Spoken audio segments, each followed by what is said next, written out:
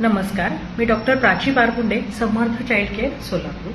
हा व्हिडिओ पाहताय आपली 2 ते 5 वयोगटातील मूल पण आजकाल असेच वागतंय का? अगदी छोट्या छोट्या कारणांवरून किंवा कधी कधी काहीच कारण नसताना जोरजोरात ओरडणे, किंचाळणे, जमिनीवरती पडून रडणे, वस्तूंची फेकाफेकी करणे, भिंतीवरती डोकं आपटणे, आई वडिलांना मारणे किंवा कधी कधी स्वतःला इजा करून घेणे, अशा गोष्टी करते का? आणि पालकांना काहीच आयडिया नसते की काय चुकलं।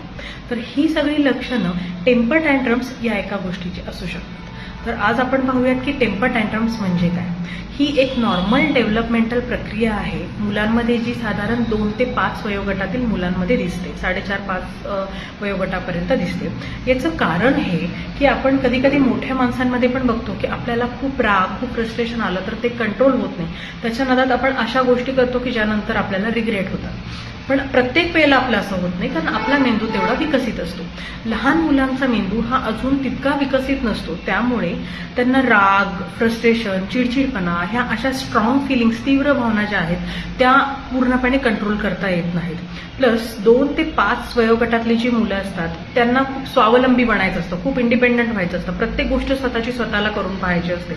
मग अशा वेळेस काही छोट्या मोठ्या गोष्टी मनाप्रमाणे घडल्या नाहीत, मग ते कितीही क्षुल्लक का असेना, किंवा कधी कधी झोप पूर्ण न होणे, कधी कधी भूक लागणे, असे छोटे मोठे ट्रिगर्सही असू शकतात। आणि यामुळे मुलांना राग येतो खूप जास्त, चिडचिड व्हायला लागते, पण त्यांना या सगळ्या गोष्टी कशा व्यक्त करायच्यात हे अजून त्यांच्या मेंदूला माहीत नसतं। त्यामुळे या भावना अनावर होऊन मुलं अशा प्रकारे व्यक्त होतात आणि ज्यालाच आपण टेम्पर टँट्रम्स असे म्हणतो। टेम्पर टँट्रम्स हे साधारण काही मिनिटे चालतात, काही मुलांमध्ये साधारण 10 ते 15 मिनिटं पण असे एपिसोड चालू शकतात। तर याच्यासाठी उपाय काय? उपाय पाहताना सगळ्यात महत्त्वाचं जे आपल्याला लक्षात घ्यायचं आहे की टेम्पर टँट्रम्स हा कुठलाही आजार नाहीये, ही एक नॉर्मल डेव्हलपमेंटल फेज, म्हणजे मुलांच्या मेंदूच्या विकासातील एक नॉर्मल प्रक्रिया आहे जी त्या वयामध्ये दिसते। तर जेव्हा मुलांना हा असा एपिसोड चालू असतो तेव्हा त्यांना त्यावेळेला काही तुम्ही समजवायला जाऊ नका, ओरडू नका, मारू तर अजिबात नका।